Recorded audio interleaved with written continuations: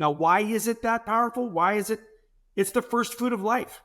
A mom gives its baby raw milk to build an immune system that did not exist before birth, to inoculate it with the gut microbiome bacteria and the food to feed that bacteria and all the bioactive components found in raw milk that are destroyed by pasteurization, by the way.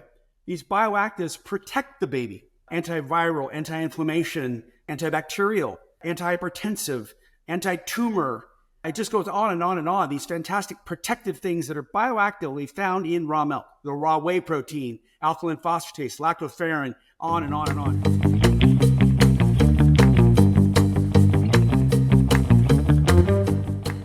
Welcome to the Project Vitality podcast, and we have the amazing Mark McAfee. Did I get it right?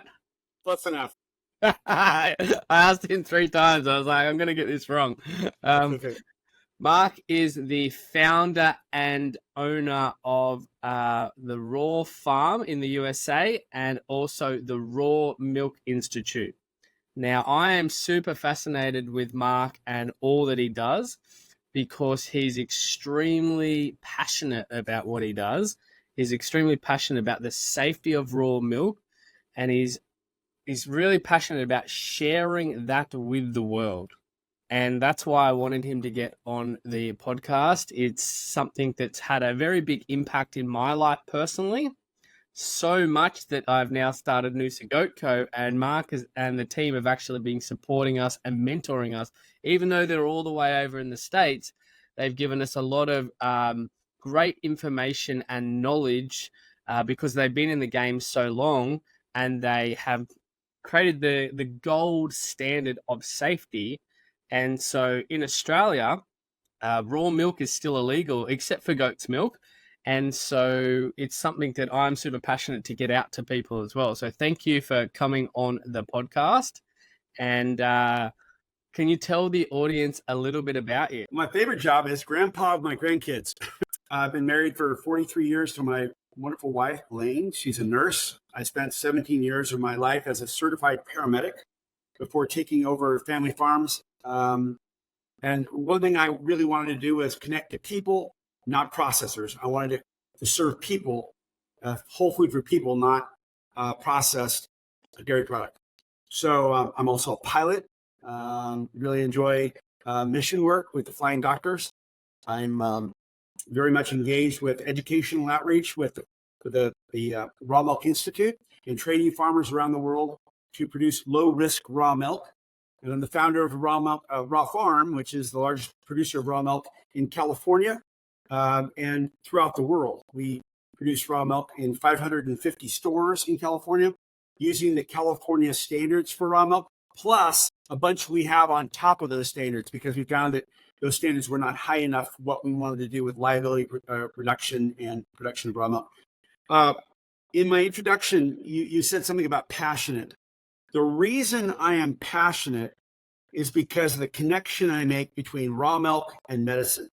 When I have people telling me how their children's asthma has gotten much better or gone away completely, and how their allergies have been reduced to nothing, and their ear infections are no longer chronic, and their colds and flu, their kids are at daycare and they don't get sick every year, and everybody else, and the other kids get sick from the flu, you become very passionate about what you do because you see the purpose and why you do what you do. And I tell you, being a paramedic, watching people die all day long, all the time, you see the role of chronic inflammation, and you see the role of the gut microbiome. And raw milk is an incredibly powerful food for building the immune system and the gut microbiome. Now, why is it that powerful? Why is it? It's the first food of life. A mom gives its baby raw milk to build an immune system that did not exist before birth, to inoculate it with the gut microbiome bacteria and the food to feed that bacteria and all the bioactive components found in raw milk that are destroyed by pasteurization, by the way. These bioactives protect the baby. Antiviral, anti-inflammation, antibacterial, antihypertensive, anti-tumor. It just goes on and on and on. These fantastic protective things that are bioactively found in raw milk, the raw whey protein, alkaline phosphatase, lactoferrin, on and on and on. So that's why I'm passionate. So the medical link is very important to me that we do raw milk safely so that it's produced without pathogens or minimal pathogens, and that people thrive on it and don't get sick from it. That's my whole goal. Awesome. And you did touch on a couple of things that I'm really passionate about too, is like let food be thy medicine. Absolutely. And we've steered so far away from that with modern medicine that there's almost no healthy people left. And well, we've done something even worse than that, I think, and that is that we have replaced food as medicine with modern medicine. And in doing so, it's become a commercialization of modern medicine and a complete ignoring of the foundational foods that keep us healthy. And so you get sick, you go to the doctor, you take a pill. You don't look at your foundational nutrient-dense foods and make corrections there to protect you from getting sick. And we've ignored that. So we create this really big tidal wave of this tons of money being made on drugs. And so the influences from the pharmaceuticals to health is overwhelming the foundations which are actually create the health, which is food. So I totally share your concern and your passion and your vision for the future. and it's almost like we've demonized everything that's healthy for us and good for us, that's tried and tested and has helped humanity evolve. And now it's almost like we're trying to pretend those things don't exist anymore, and that we're more evolved now, that we don't need the basic foundational principles that build our body and support our body and majorly support our immune system. Every year I attend a conference called the International Milk Genomics Consortium. I've done it for the last 13 years. And in this room are all of the lactation experts. They sit around and they talk about breast milk feeding. They talk about raw milk. They talk about pasteurized milk. They talk about everything in milk, the bioactives in milk, the proteomics, the lipidomics, the genomics, everything about. And I'm the only farmer in the room, the only one. And I write a report every year, and I translate this information and try to share it with as many farmers as I can to help them be able to teach raw milk. So they explain. But when I talk to these professors and these researchers, they're all PhDs, they know so much about so little. Very, very deep, very, very narrow, extremely deep understanding of very narrow bandwidths of pieces of information. But when I ask them about this, they found a truth in raw milk. They found some wonderful thing. They found a protein in raw milk which really reduces the tumors, or really good for inflammation, or something that they found. I said, why don't you tell the world? Why don't you share this? I said, no, why would I do that? I'll be attacked.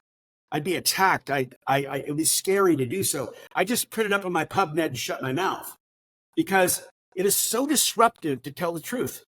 And when you start talking about these elements found in raw milk that the big processors want to take out and patent and make into a new drug or pill or potion or food or something and patent it to make money, these PhDs are in so much jeopardy, they can't even speak.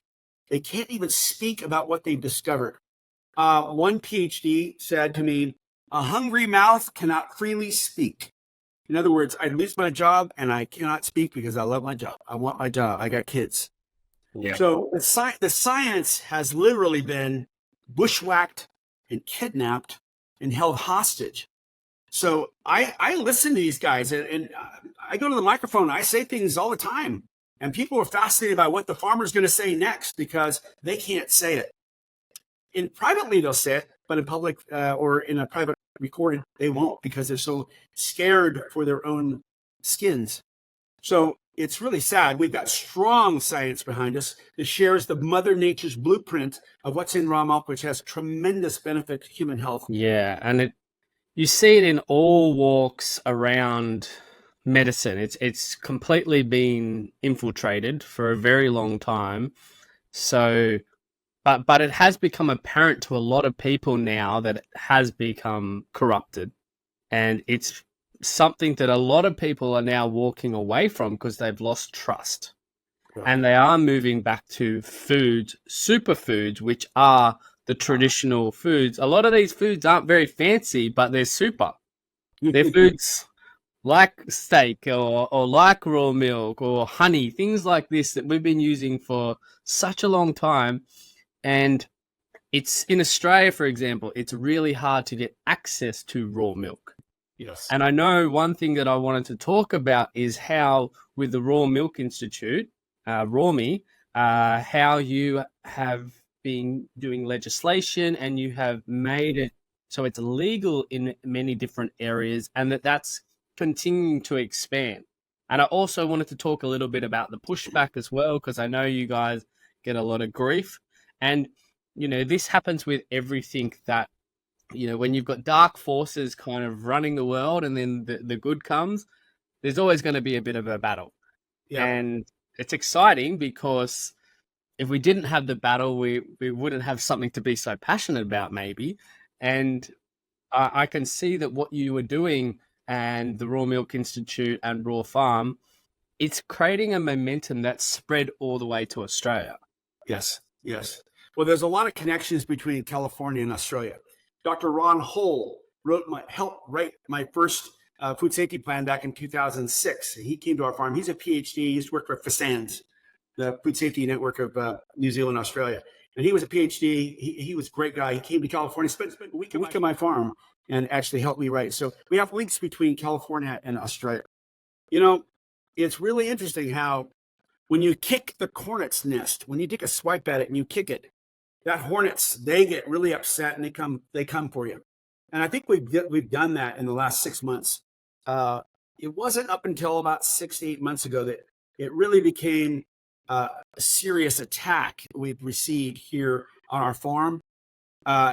We've helped pass legislation in 3 states, including Iowa and Delaware. And it's interesting to see how these states have said, we want world-class raw milk because our citizens are driving a long ways to get raw milk across state lines where it's legal, and we want it legal where we have. And they're losing dairymen. We're losing 5 dairies a day, 5.5 a day in America because of low milk prices for processing, for pasteurization. And so raw milk is able to set its own price. It's able to connect to consumers and build its own brand locally. It's thriving, doing really, really well.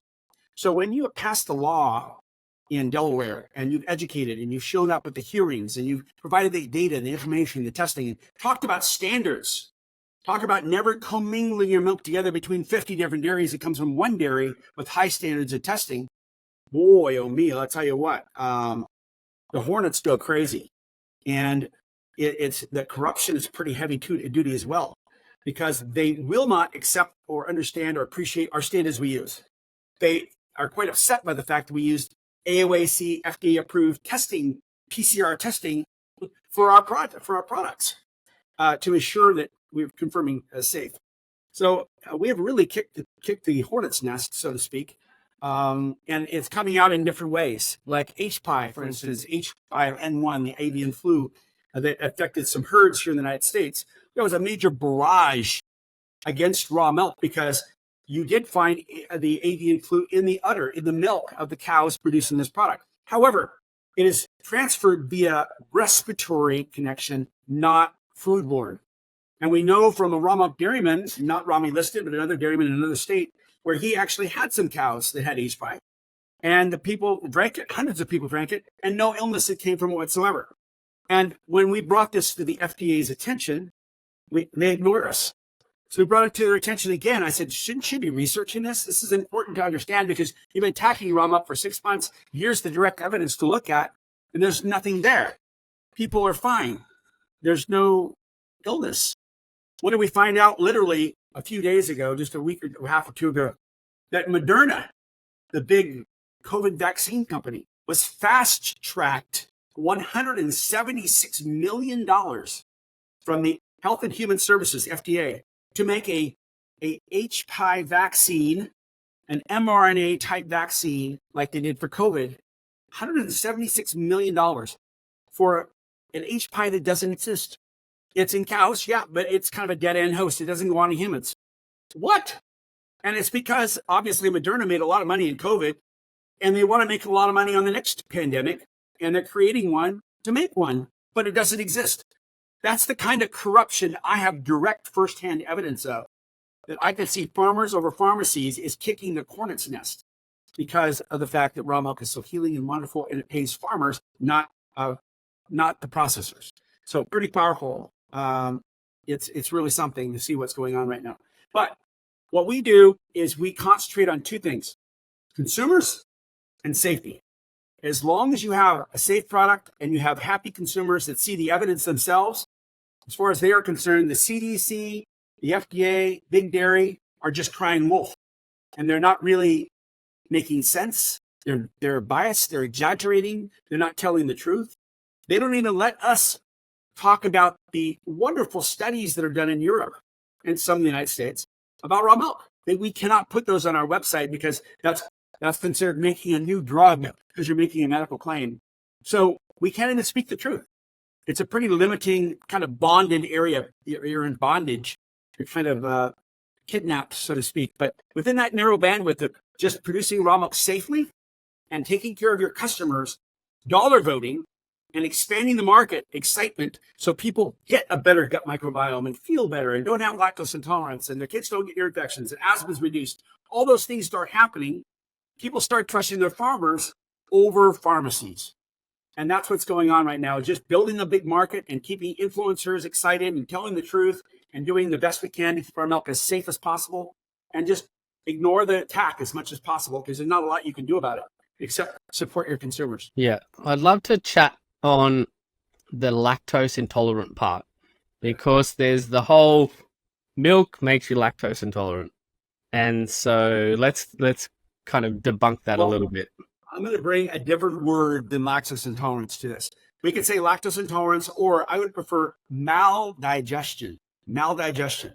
The reason I'm saying that is that, yes, there's lactose intolerance of strictly lactose in your gut if you don't have the lactase enzyme. So lactase enzyme is produced by your gut microbiome, by your gut, by your bacteria in your gut. It's created so when lactose comes along, the lactase can digest it. Breaks it down, you can use the sugars, no problem. If lactase is not there, you create a bunch of gas. And you create hydrogen gas, HBT, hydrogen breath test is a test for that. But in a study done, about 8 years ago by Dr. Chris Gardner at Stanford University that I actually funded, I wanted to know more about lactose intolerance. We did not appreciate this, but now we do. Because 400 people applied to be in the study saying, we can't digest pasteurized milk. It causes all kinds of cramps and pain and gas and everything for pasteurized milk. So they came into the study.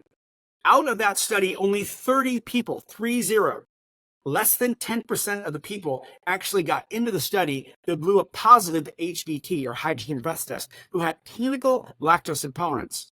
So what was going on with the other 370 some odd people that could not digest pasteurized milk?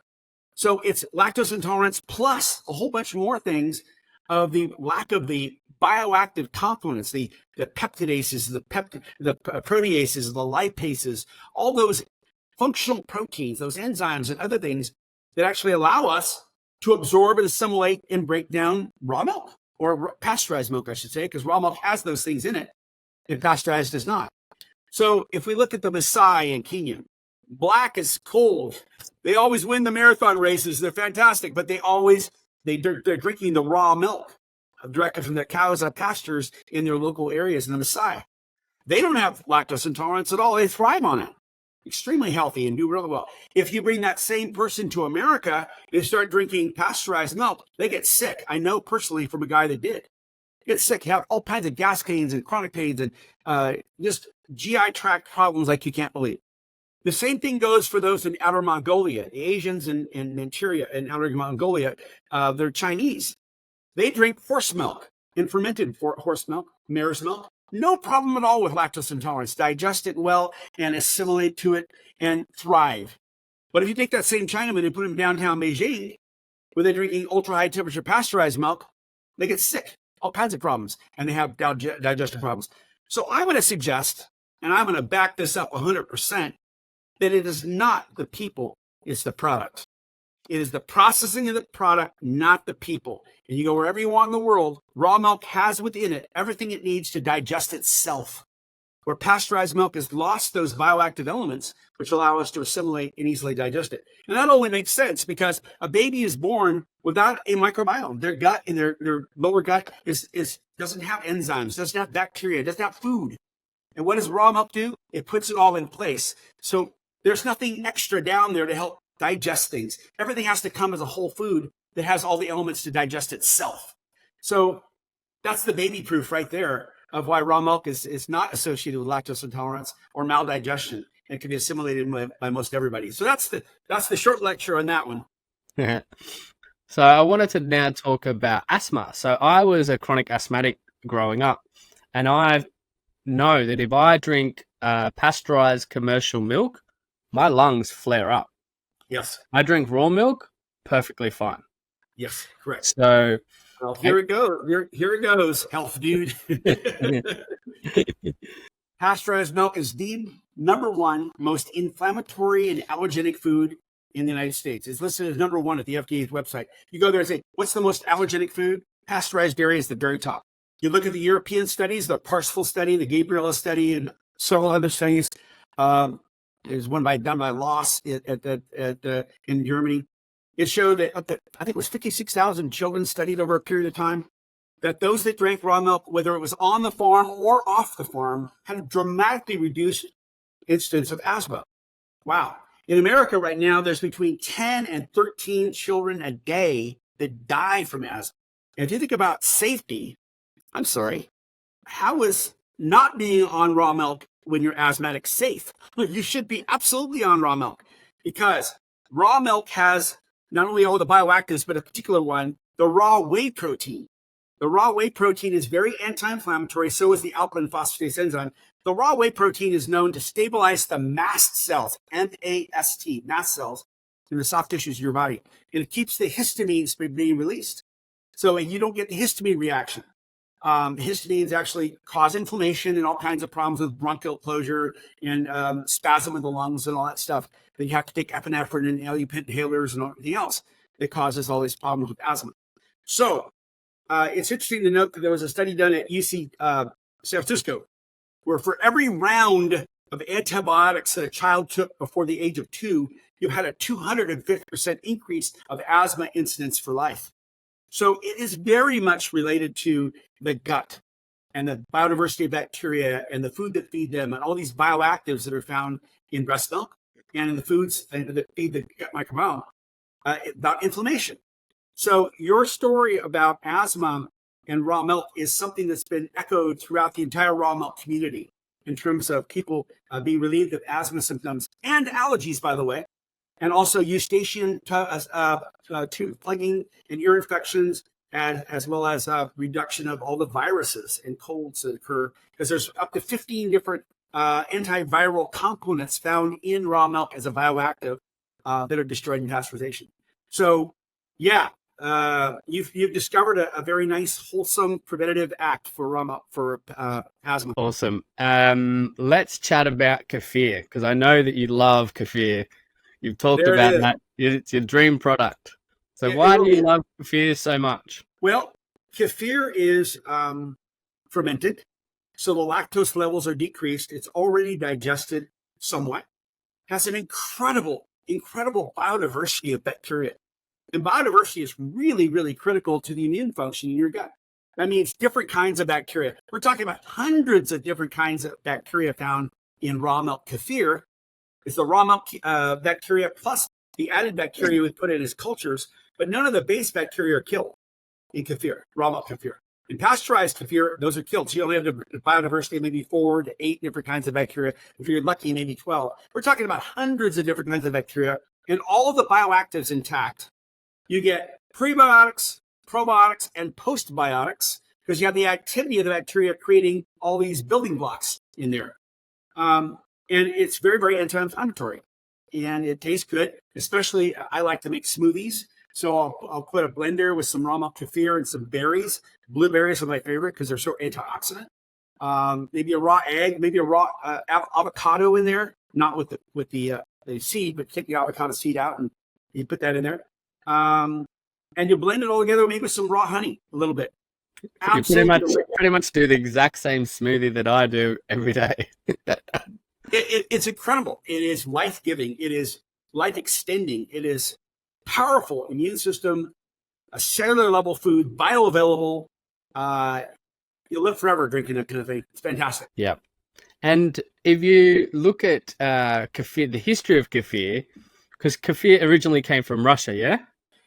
They think it came from the Balkan areas.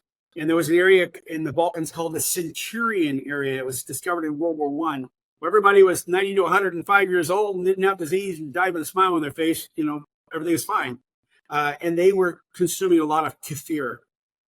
They had kefir grains, which is a little bit different than what we do here in California because they won't allow us to use grains. We use other bacteria. But the grains are a SCOBY, a symbiotic culture of bacteria and yeast, SCOBY, SCOBY. So you have a yeast and you have a bacterial culture working together to ferment the milk, which gives it even more diversity. And the yeast are beneficial yeasts, which are very good for the gut as well. It's just a fascinating product. I make kefir as well. And one thing you start to look at is milk is such a diverse product. You don't just have milk. You have kefir, you have your butter, you have your yogurt, you can make ice cream, you make cheese. It's such a staple part of being healthy. Yes. And and has been for thousands of years. If you think about the evolution of mankind, my God, let's go back 10,000 years. I mean, we were living in caves and having a hell of a time feeding ourselves, right? Think about Naked and Afraid, that movie. It's out. People have a hard time finding food. You have to hunt, you have to fish, you've got to farm, you've got to gather, you've got to do all kinds of crazy stuff to just survive and not die. Well, a mammal, whether that be a cow, a goat, a sheep, a horse, a reindeer, a camel, a donkey, a horse, whatever it was, if you could capture that animal and feed it grass where you were and there was sunshine and some rain, and you take that animal with you, you had food today. You didn't have to wait. And you could ferment that food and you would last till tomorrow. And the container you used to collect that milk was probably, quote, dirty, had the cultures from last week. That was the kefir inoculum that grew the mother culture for the next kefir batch. So, and then if you strained that through a cloth, you'd drain off the whey. You could use the whey to lacto ferment beef and vegetables. You had a farmer's cheese, and you can add some salt to it and various different flours and essences of herbs and stuff. And you made this delicious self-curing cheese that would last for years. And so, yeah, extremely flexible use of a mammalian living food, which we've been able to domesticate for 10, 15,000 years. And those cultures that did that thrived better than any. So why do you think that we've gone down this path? Like, we talked about the corruption in the pharmaceutical industry. Why do you think, let's talk about the food kind of industrial complex. What, as Czech practitioners, we call the SAD diet, the standard American diet, standard Australian diet, where there's people go to a supermarket. In Australia, we have Woolworths, and the slogan is the fresh food people. And I don't go to it because there's nothing fresh about what's there. There's null and void. It's dead of any nutrients. And why do you think that we have gone down this path and the food industry is kind of subsidized to create these horrible foods, and things like raw milk and high quality foods, we're battling to get it to the people, even though the people want it and demand it? Why do you think that is? Food is a very, very big money business. Huge money being made in the production of food, the processing of food, the branding of food, the distribution of food, and the retailing of food. One thing that's very common throughout the entire conversation of what I just said is shelf life, not gut life. So you want to have something that sits on the shelf and lasts for a long time before it's no longer in code date or doesn't taste good. So you're going to put things into it like preservatives. You're going to use genetically modified organisms to make it different so that it lasts a long time. You're going to use Roundup on the food. You're going to do antibiotics. You're going to use food colorings to keep it colored. You know, all kinds of weird things. Remember that a farmer is connected to a consumer. A processor isn't so much. A processor is about making money, takes the food from the farmer, processes it to death, and makes it a product that he sells under a global, like a umbrella brand. When you buy these products, you really, most of the time, 99%, you have no idea what farm it came from, with the exception once in a while. You're getting it from a processor that has a brand that's selling sometimes internationally, that has to have a long shelf life. Now, the enzymes found in milk, the enzymes found in food, all those things actually start to digest the food before it can be sold. So you have to keep it cold. You have to cook it. You have to irradiate it. You got to do all kinds of crazy stuff to it, preserve it, to make it that long shelf life, to sterilize it. Well, the healthiest foods are local foods that are whole, enzyme rich, nutrient dense, bioactive, that don't last a long time. They break down easily in your gut. They're assimilated. They're bioactive. They can be utilized immediately by your body, not sitting on a shelf waiting to be bought by somebody. So there's a big disconnect on the production side, branding side, versus the nutrition side. And that's why, I tell you what, you get about 21 days of shelf life or more on a raw milk product that's created in a very clean system that's chilled rapidly, like down to 3 or 4 degrees above freezing within a few minutes. If you can do that, you get a nice long shelf life because the bacteria has been reduced in its activity. It's not wanting to reproduce much. It's staying cold. The enzymes are all there. Everything is good. But that's a local food. It's not a 90-day shelf life. That's like 2.5, 3 weeks. So it takes more management. It takes more diligence. It's more of a French farmer's market concept, right? You go to America, you see all these obese diabetics walking around with inflammation, arthritis, and looking like hell. You go to France, they may be even smoking a little bit, but I tell you what, they're not obese. It's trending that way because they're getting more of the standard American diet, unfortunately. But the French government has thought about health and nutrition by mandating you have farmers markets on every block and every corner in every city, that kind of thing. And that is the real farmer feeding food to real people, and those customer-farmer relationships become real. And the consumers rely on the farmer relies on the consumer, and the farmer listens to the consumer. And if something's not right, the farmer gets some feedback. When you pasteurize a product, the farmer never gets any feedback, none. All they get is getting beat up because people don't like their pasteurized milk because it's so allergenic. Pasteurized milk triggers mast cells to release histamines and triggers asthma very much. It's filled with dead pieces of bacteria, which your body does not recognize. It says, that's waste. Get it out of here. Get the mucus going. Inflammation response. So the food systems we have in America and the rest of the world need to be rethought to assure that we have prevention of disease. Because if not, a good example is in 1962, the GMP, the national product of America on the healthcare side was about 6%. That was the national healthcare slice of the pie for America's GMP. Now it's 25 to 26%. 20% in 50 years. It's gone from 6% to 26%. And people are sicker and worse off than ever, more dependent on drugs than ever. And for the first time after COVID, actually, our lifespan has actually started to become shorter. And so people are saying, wait a minute, not on my watch. I want whole, nutrient-dense foods from a farmer I trust. And that is taking the hornet's nest because the processors are losing market share. And they are pissed off as heck about the fact that some farmer, who are they?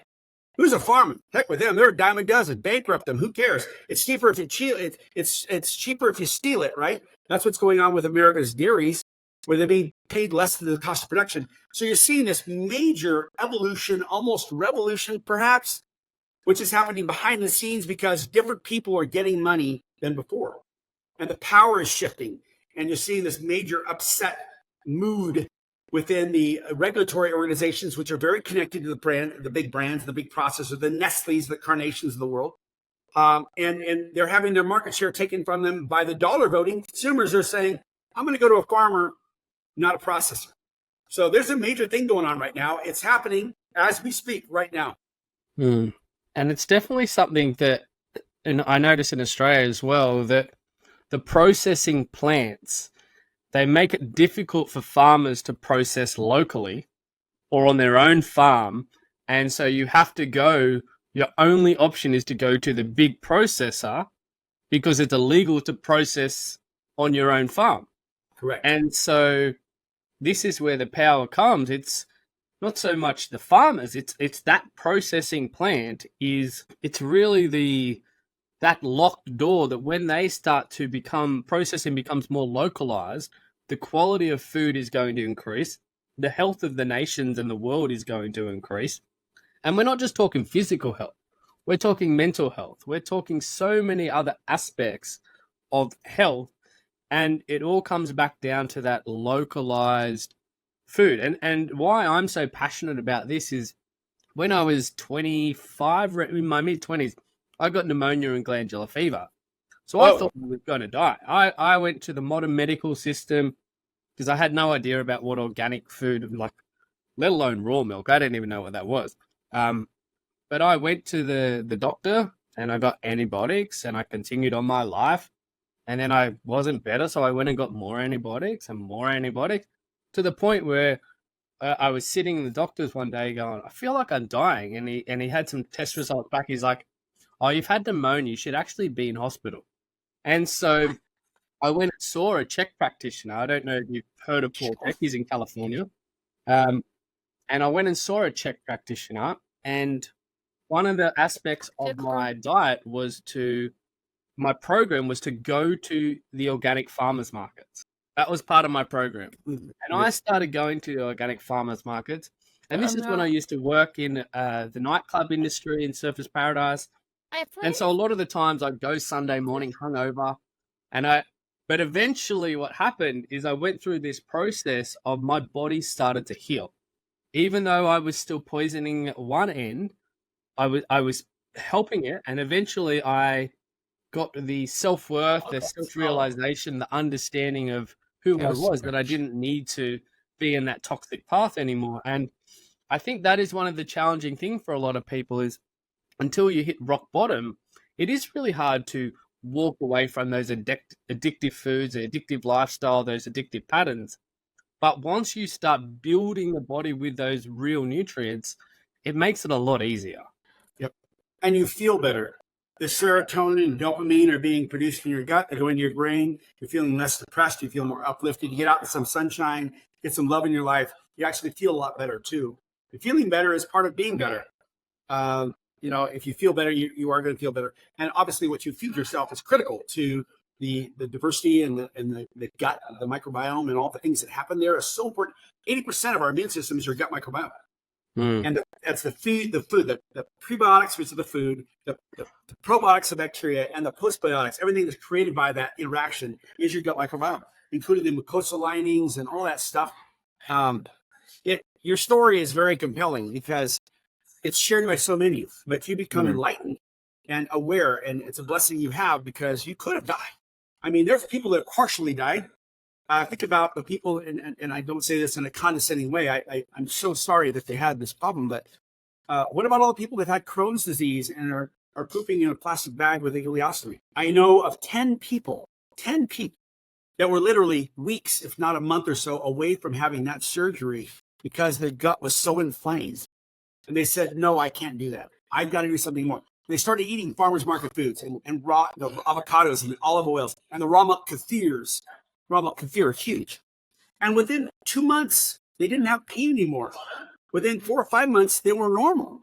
But they were religious about the fact that they stuck to a farmer's market type diet with high fiber and good sugars with the fruits, vegetables, as well as meat and the raw milk kefir and the olive oils and the bone broths. Super gut healing and fully recovered.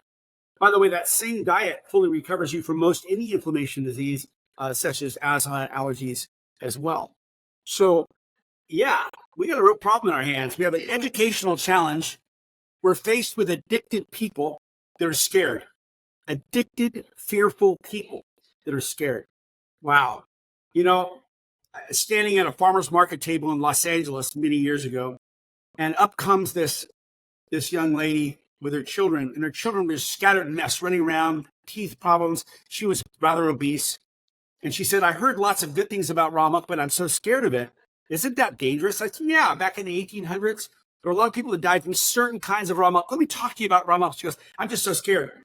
And up comes this really beautiful young Ukrainian gal with her 2 kids who are extremely well behaved, in very good physical condition. She's statuesque and beautiful and in good health. And she says, I need 10 gallons of milk like I have back home. And I said, would you talk to this other gal here who's scared of raw milk and kind of explain to her what whole food nutrition is? because she's culturally completely rejecting the idea of what we got here. So I think we enculturated ourselves in America for sure, and maybe somewhat in Canada and other first world countries, that we should only eat processed branded products versus raw whole food and raw whole milk. Because this Russian gal, she was all about it. All about it. And you could see it in the way she presented. She was just absolutely gorgeous in her physical stature and her teeth and her smile and her mental and her physical and emotional, spiritual centeredness and her kids. Wow, right? Well, that's kind of where we are today. It's where we are. So I think we lean on our immigrants who come in from Europe. They grew up on this. And we really have to teach a lot.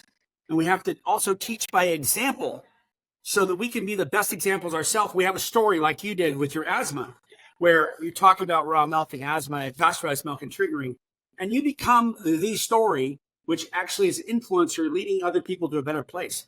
It's about teaching. It really, really is. And teaching through excitement and passion in an influencer's mouth who had the experience themselves. Yeah. Awesome. I wanted to chat on this book right here. So you were talking about how it's an education thing. And one of the things I really got out of this book, which I've read it before, but that was when I was quite unwell. And so I read it again. And two things really stood out is when we're nutrient depleted, our capacity for learning, our capacity for holding on to wisdom is severely depleted. Yep. And so it's kind of this catch-22 is we need to educate people on eating and drinking things like raw milk, but we need them to drink the raw milk so that their brain and capacity can hold on to the information. So we're kind of stuck in this thing. And the other thing that I found really interesting, apart from so many things with the teeth and the jawline and how our whole infrastructure has changed, but also they were talking about the prisons and the people that are through crimes, and it's not really their fault because of the way they're developed. They actually don't have the capacity to think in a different way. So when we look at it from that perspective of crime, education, all the dental issues and health issues, the number one solution to solve all the world's problems is real food. Yes. You just said I should have a t-shirt that says that. I should have a t-shirt. Number one solution is whole food, real food. Weston A. Price, when he wrote that book, he observed people on all different continents, right? He looked at all kinds of people around the world. And one thing, they didn't all eat the same foods, but they all ate nutrient-dense whole foods and good fats, very good fats. And so, man, I'll tell you what, nutrient-dense whole foods that have good fats in them are not part of the profit-making paradigm of modern foods. And so you have to look at the ethical nature of nutrition in terms of who are we serving? Are we serving corporate profits or humanity? And what are we as farmers? We should be connecting consumers and feeding humanity. Don't worry about the processors. They'll come around and figure themselves out when they figure out they don't make money the way they're doing it. But as farmers, we should be serving consumers and taking care of them, heart, mind, soul, gut, all the way, and their children. So it's incumbent upon us as, occupants of Space Earth capsule here, to get our shit together and really do a lot better nourishing one another and stop fighting. And your idea about prisons having raw milk and having good foods, I think every prison should have a raw milk dairy. The compassion of the animal, the earth, the food, the raw milk itself, the gut-brain connection are so incredible to decreasing recidivism and feeling purpose and feeling healthier and thinking better, right? And you think about most people that are in prisons grew up on a 7-Eleven diet. We have a little store called the 7-Elevens around here. You may have them down there too. We've got them here too, don't you worry. These have infiltrated us as well. Yeah, there may be one whole food in the entire thing. It's the banana at the checkout stand. Nothing else. Everything else is shelf life, right? There's nothing else in the store except for maybe the orange or the banana, if they even have that at the checkout. So we really have to take a hold of this thing as a bigger view, as a serious problem, and fight back seriously through dedicating ourselves to education and consumer connection and be passionate about it. Because if we're not, this bulldozer is just going to continue to bury us. Yeah. Yeah, it is truly just a fascinating thing, and it's every level you kind of wake up to the new level of how mind-blowing it is. Like in Australia now, I think there used to be something like 16,000 plus dairies, and it's the same. They're decreasing, and they're kind of disappearing from the face of the earth. And it kind of like it has to be this way. Like we have to have some type of major crisis so that we realize what we're losing, and then we've got something to fight for, and to really restore. Yep. And if you look back at it, back in the day, before all these major processing plants, you had a lot more farmers because the farmer then delivered the product to their local consumer, their local community. Now it just gets shipped off to the big factory or the processing plant, and there's not so much care or anything like that. And so the farmers then moved away from their farms, sold their family farms, moved to the cities to get jobs because there was no real as many employment opportunities, specifically when the pasteurization came in, because nobody could afford all this expensive machinery and doing all this and this processing plant. And then I think they made it, I don't know if they did the same in America where they made it illegal. So you had to send it to the processing plants. And, we've got to this point where, as I said earlier, there's hardly a healthy person left in the planet. And if we look at things like testosterone levels, you kind of touched on the fact that we're not living to the ripe old age anymore, and we're starting to decline. People might be living longer, but they're not alive. You don't see many 50, 60-year-olds walking around healthy and happy and sound mind. They're frail. They're on tons of medication. So there's that. And then the other thing is we're not breeding. We're not having as many kids, and we're not having healthy kids. So our society is declining at such a rapid rate, and people are not aware of this. And I just find that completely fascinating. And as simple a solution is real food. Correct. I was on a podcast 2 years ago in Canada where they had some female fertility experts and having fertility dropping and inability to get pregnant. And they were just really raving about how it's super important to have a strong gut microbiome and good flora. And the whole hormone balance is all out of whack because of the things we're eating and things that are in our foods we shouldn't be eating. The long ingredient lists that we have with the preservatives and various things that just tear you up. And are tearing up our next generation as well in utero. And then genetically, there's things going on that we don't know what we're going to actually give birth to either. So it's really kind of scary. I totally agree. The fertility in America, we're actually at a decline as far as innate ability to reproduce here. We're actually stagnant or lower. And there's other countries that are actually in free fall. So, I totally understand where you're coming from. And I agree. We need to have healthy children, and we need to be absolutely be fertile. But the children we have must be raised to be a better generation, not a weaker generation. And I'm really very concerned for this next generation being stuck on their iPads and iPhones and not learning how to work. They're not in the sunshine, and not being enlightened by the wisdom of the ages to eat well. So you and I have a big job in terms of educating our children to get out in the sunshine, work hard, and also eat better and learn how to communicate with future spouses. Learn how to communicate and hug and kiss and be communicators versus texters. There's a lot of meat on this bone to talk about right there for sure. Yeah, definitely. And when we talk about that, making that next generation healthy, in the Weston A. Price book, he showed, for those that haven't read the book, that you could have a native tribe and they could be eating their traditional whole food diet, and then you could move that family and start eating the sad diet, which back then wasn't nowhere near as bad as it is now. It was white sugar, white flour, and some canned foods. And they noticed that just with that the next generation of kids were born with all sorts of issues. The dental health issues where the jaw lines weren't developed properly, and that the crowding of the teeth and the shrinking of the nasal passage, more susceptible to disease, so many different things. And that was back then. We didn't have genetically modified food then. We didn't have all the colors, the artificial flavoring, all the other bio lab created nonsense, Frankenfood. Right. It was just sugar, wheat, white flour, and canned food. And so we've got to this point now that we have to start acknowledging it, that we're not actually eating real food. Majority of the population is not eating real food.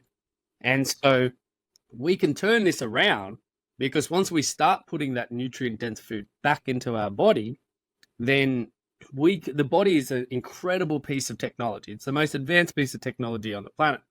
And when we give it what it needs to function, it does its job.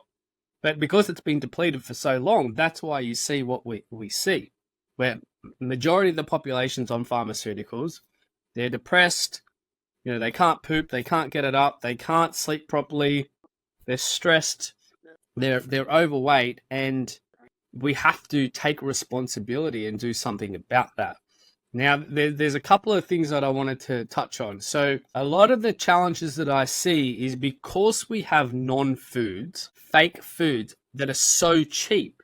When people start to go towards the organic, the whole food diets, they look at, say, this, and they look at this, and they say, oh, it's expensive. And what they don't understand is that this food is subsidized. It's not actually food. It's got no life force in it. So we've kind of lost that correlation with how much food actually costs to make and produce. And so it's not that this food is expensive. It's just that's what it costs to make compared to this, which has got nothing in it whatsoever and subsidized. So it is this kind of uneven playing field. And so I'd love to hear a little bit about your thoughts on that. Back in 2008 and 9, there was a big crisis, economic crisis. A lot of people lost their jobs. We saw a major jump in our raw milk sales, even though our raw milk is very expensive, or much more expensive, I should say, than pasteurized milk. It's by 4 or 5 times more expensive. Because people lost their health insurance, and they said to themselves, I can't get sick. That was interesting. That happened 12 years ago, 13 years ago. Post-COVID, people are saying, no, I'm not going to take an mRNA vaccination to protect myself from something that's already happened. I want to start drinking raw milk that protects me from a future threat that, by the way, a vaccine does not protect you very well from, because it was engineered from last year's flu, not next year's flu. Find very, very little protection, maybe 25 to 30% protection on vaccinations for the future threat. They're all engineered according to what happened to last year. So it's interesting that the mindset of only some subsets of people, not everybody has the mental flexibility, the ability to breathe in their brain to think. And that's really sad, because independent thought is so important, to be able to think independently, critically think, and anticipate the future and do something about it in the present, right? People don't do that. They follow blindly behind recommendations by doctors and regulators and various different people that have incentives for them to actually not get better. There's an old saying, the doctor doesn't want you to die. He just wants to come back, And I think the bottom line is appealing to the heart of the human, saying, what do you really want? And do you have the guts to go get it? Because if you really want to be healthy, then you're going to have some guts and spine to learn and adjust and adapt and change. And in doing that process, you're going to feel better, and it's going to be self-rewarding, and you'll do better. But I tell you what, that is a major unsupported evolution. People don't get a lot of support for that. There are subsets of niches of our communities that have that, but generally the society has no advertising programs for that. They don't have any in-community educational facilities that talk about eating whole food nutrition. Or if they do, they're not very robust. They're not very robust. There was an asthma health clinic I was invited to attend, to have a stand, to provide raw milk for a local health department. Nobody showed up. Nobody was there. Like, how boring to go to an asthma health clinic on a park. There was like 60 people all day long, and there was like 100 people with stand. There's nobody there. And what they did give out was free popsicles, sugar popsicles to the kids. And I thought about, this is so wrong. This is so after the accident, right? So beyond, you're supposed to prevent before the accident, and there's no prevention going on, and there's no true commitment to the deep learning and the deep education and the research, and everybody being on board the same boat, going in the same direction under the same sail and wind at all. It's very divided. When we've seen legislation to try to limit the amount of Pepsi and Coca-Cola and soft drinks consumed, it was immediately got rid of because of the money behind the sugar industry and the Pepsi Cola, which drives everything. They're always supporting, the refreshment at the or at the race or at the various different athletic event.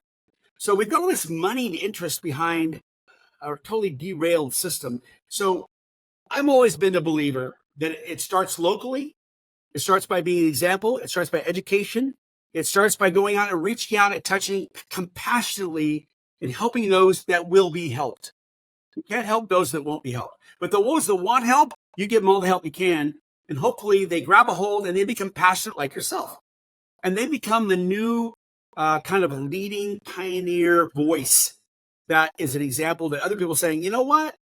I want to be different. I want to be better. I want to live to be 95 years old, not have cancer. And I want to be able to, do all the things I want to do and live long. The quality of life is only about 47 years old, quality of life. Even though we might live to be 85 or 83, the quality of life is only 47. People are all messed up beyond 47, 50 years old in general, on average. That was a big standard study done several years ago. So we have a lot of work to do, but we have to start with enlightening those that will be enlightened. And it's definitely, I think, if I look at back to me and my story, if someone like you would have came and gave me all this wisdom before I'd hit rock bottom. Right. He's crazy. He's crazy. In the 1880s, they called it the milk problem. It was killing 50% of the people that drank it. But they didn't talk about the other part of the story. In 1893, there was a division in the road. Cows were being brought into the cities around the world, Moscow, in England, the United States, and in Philadelphia, and Boston, New York.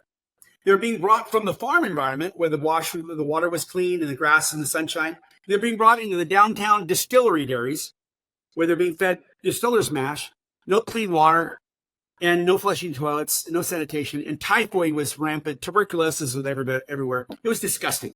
That milk was killing 50% of people who drink it. It's a miracle it didn't kill 100%. Dr. Henry Coit said, wait a minute, pasteurization really destroys all the valuable things that found in raw milk. We just should have clean raw milk. Let's get the milk from the cows in pastures, cows in the environments where it's clean water and people wash their hands and do a sanitary job and test it and have high standards. And then you had Nathan Strauss, who brought in the parboiler in 1893 to just cook the living heck out of the milk. And what do you know? 40% fewer people died, but they still had a big problem with water quality. So that was where the beginning of cheap milk became a cheap milk and expensive milk. And in Porter's book there, you see that milk was going to the Mayo Clinic to heal people. But that was the certified raw milk, the AAMMC, the American Association of Medical Milk Commissions. The last dairy to be certified by the AAMMC was the Altadena Dairy in Los Angeles. Their last quart of raw milk was May of 1999. That was right when I began producing raw milk. And people were screaming, we wanted raw milk. And I was there. I listened, and I provided to the people. And it's been my journey ever since. Now we're a huge company doing a tremendous amount of work all over the place with raw milk, and a lot of leading edge testing technologies and all kinds of stuff to make sure pathogens are present. But I'll tell you what, the story about raw milk in its beginnings in 1893 in America and pasteurized milk and the division and the stories told about raw milk, they're so biased and so wrong. They were blatant lies through the 1910s, 20s, and 30s to get people to drink pasteurized milk because that was the big pasteurized brand. It was cheap. It was easy. It had a long shelf life. And you could get it from the dairies for real cheap. And that was the beginning of the end of the dairy business. I wrote a whole paper on the 12 things that pasteurization killed. And it was local foods and the dairymen. That was one of the things. But yeah, we got a lot of work to do. I wanted to just talk about what you were just talking about, I lost my voice. What we were just talking about just then, which was this milk diet as a remedy for chronic disease. So milk used to actually be used in medical practices. Yes. And a lot of people don't know this. When I found that out, that changed a lot for me. That really did kind of concrete the let food be thy medicine. Food is medicine. And learning about the milk diet and how they put people just on raw milk for, I think it was 3 weeks, and it was just raw milk and a bath and just bed rest. And these chronic diseases would disappear. And this is all documented because it was done in medical settings. And that's, I guess, one of the blessings is when we look back at that old literature, a lot of that was not just people writing their opinions. These were doctors, these were universities. This was documented very well. So we have to thank these people, because without that documentation, our job would be a lot harder. But because it has been so well documented, we've got some really clear evidence that milk is medicine. Raw milk is medicine. There was a big study done, it's now 3 years ago, by the California Milk Advisory Board. They were the Got Milk people, pretty popular program. Didn't sell any milk, but it's a pretty popular program.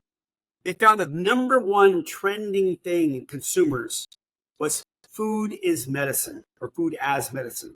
It was number one trend.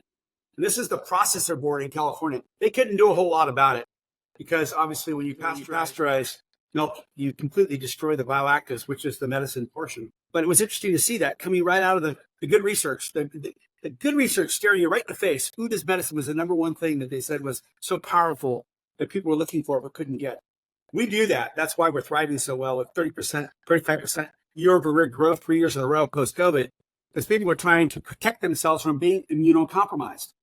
Because they're the ones that were dying post-COVID. It's like, not on my watch, not again. Doctors are saying, stay home, we can't help you. It's like, wait a minute, I better go to a farmer, not a pharmacy, right? So we're not a big niche. We're a fraction of 1%, but boy, are we a verbal one and disruptive one because of what we do to the establishment.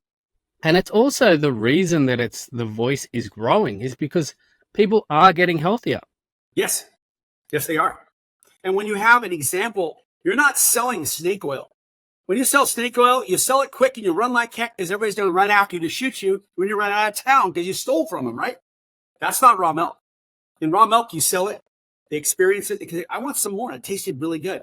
And then after a week or two, they say, I want some more because I'm doing really well. The number one thing that people say in a poll is it tastes delicious when it's done properly. It tastes delicious. Number two, it settles well with me. I don't have a digestive problem. And then they'll talk about things like my skin's feeling better. I'm thinking better. I'm sleeping better. All these better things start to happen. And then they want more and more. That's not snake oil. And, you look at the FDA, CDC, all the establishment protectors we have in the United States, they make me out to be the biggest flake and phony guy in the whole world, that I'm some kind of freakish snake oil guy.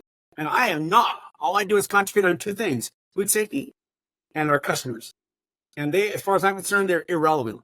They're not part of what I even work on because they can't be changed.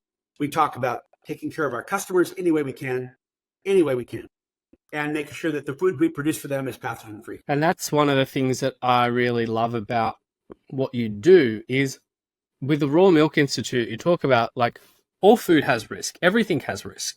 And if we actually look at the real, I wouldn't call it the real, the processed food industry, there is actually a huge amount of risk in the foods that people are eating every single day. They don't realize it, but there is a huge. And then we have the Raw Milk Institute, which is really focused on getting that low risk product to the consumer. And also the most powerful part is you're educating the other farmers to do this. And it's not just like, we can't just go down the path of, it's all raw milk. Like, let's not worry about the FDA and the TGA here in Australia and the food safe and all that. Like, let's just ignore them. It's we create standards that are far above and beyond that what they can even fathom. Yep. And then if we do that, we're fine because we're constantly going to have this great product, and we're constantly going to have the education and the research and the customers, the loyal customers that back us up, because it is done in such a well process. And it's kind of going back to like how they used to use milk as medicine. They had specific standards, and when you have those standards, we can pass those on to other farmers. Let me give you some context here. 3 things have to happen for you to get sick.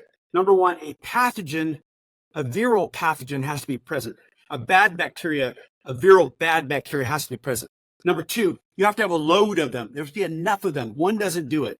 You have to have more than that. And depending on your immune system status, a lot more or a little more. And the third thing is the host, the human consumer, has to have a susceptible immune system. In other words, they can't be, can't have antibodies against it and protected, resistant to it already. So 3 things. Pathogens have to be present, a load of them, and then a susceptible host. 3 things. Check this out. Salmonella in the United States, 1.35 million cases per year. Salmonella. Campylobacter, 1.5 million cases per year. E. coli, 70,000 cases a year. Listeria, 1,600 cases. So you've got it all around you, over 3 million cases a year of these foodborne and environmentally borne pathogens. But some people are never fazed by them at all. The ones that have strong immune systems where the load is low or they have strong immunity. So what's safety? Safety is protection that you can take care of what's coming at you. In my opinion, that's safety. Yeah, we don't want pathogens because those the weakest among us, we don't want them to die or get sick. I totally agree. As a passionate humanitarian, I would never want anyone to get sick. We want them to build their immune systems without becoming ill. I totally agree with that. But look at the greater cause of all people in a society. Those 3 million there, that's 1 in 100 people. That 330 million, 1 in 100 people, they have a pathogenic bacteria every year. Wouldn't we be better off by having strong immune systems so that we don't have as many illnesses and we don't create as much opportunity for this bad bacteria, which many of them have become antibiotic resistant, by the way.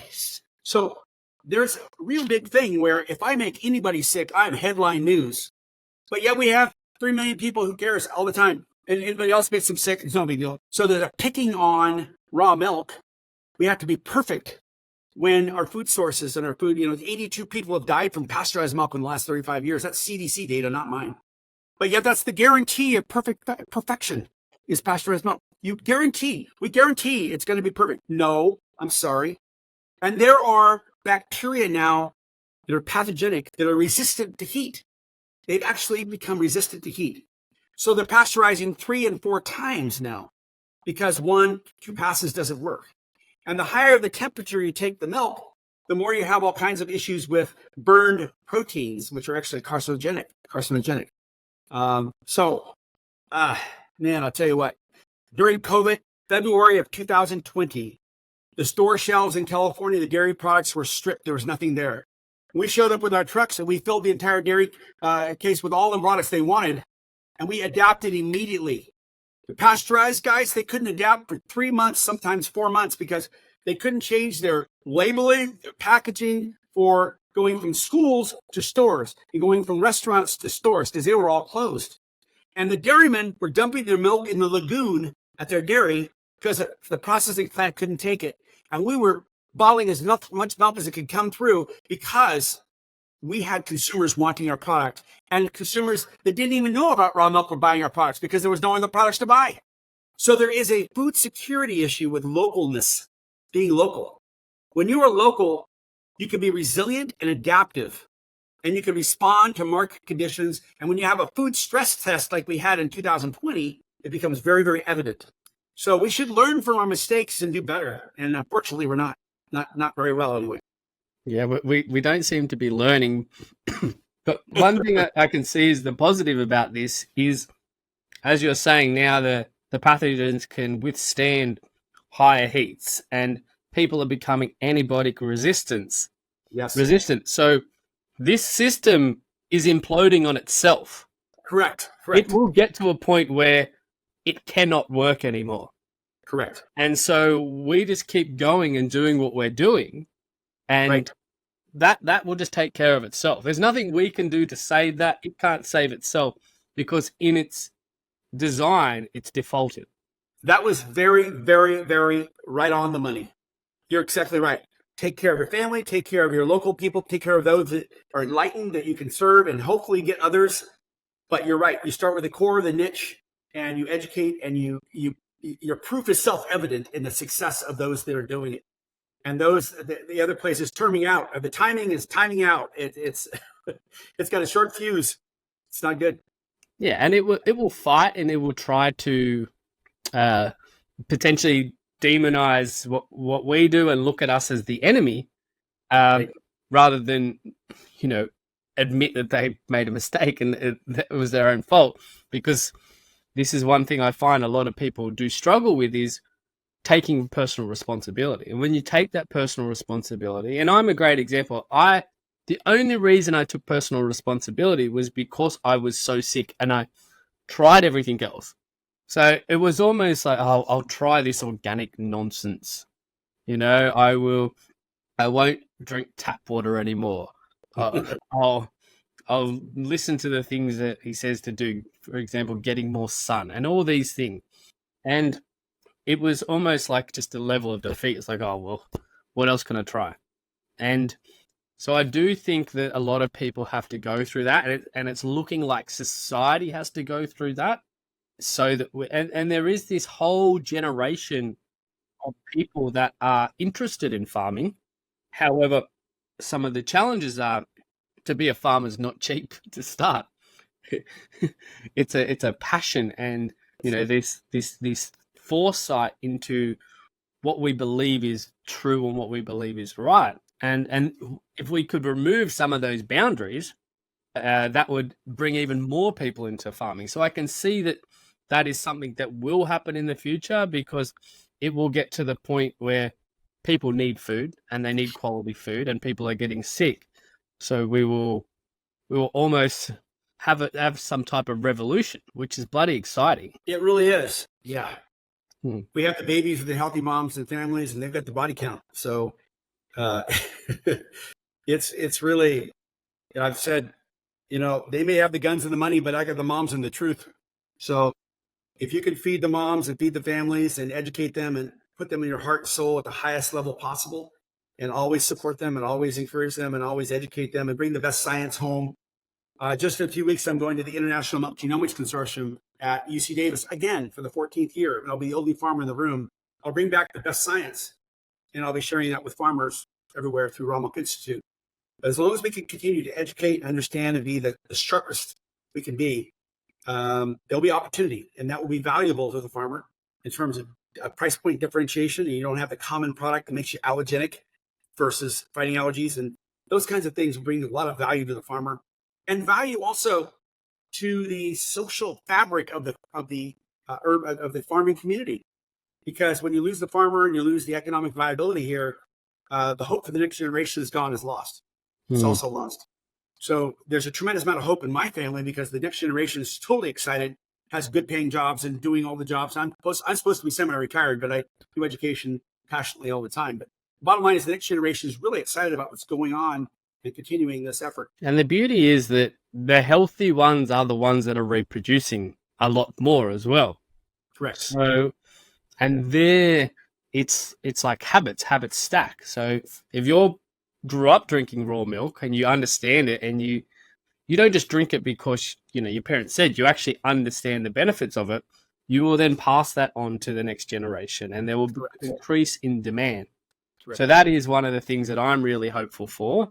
And I've been really lucky to kind of, I don't know how I stumbled across Raw Farm and Raw Milk Institute, but I feel very blessed, because without what you do, it would have been a lot more daunting. And now that I have the kind of framework and the foundation for as we move forward, and we will be small scale, which is fine by me, and I like that. And we're creating our own little niche, and a lot of other goat's milk. It's a totally different, whole new, not new thing. It's actually, I actually think the statistics are more people drink goat's milk than cow's milk, because a lot of nationally, yeah, and So it is exciting, and very grateful for you and your team and what you do. So you've reached us all the way over in Australia, so that's exciting. I will put Raw Farm and Raw Milk Institute. I'll put the links in the show notes. Beautiful. And is there any final things that you wanted to say before we finish?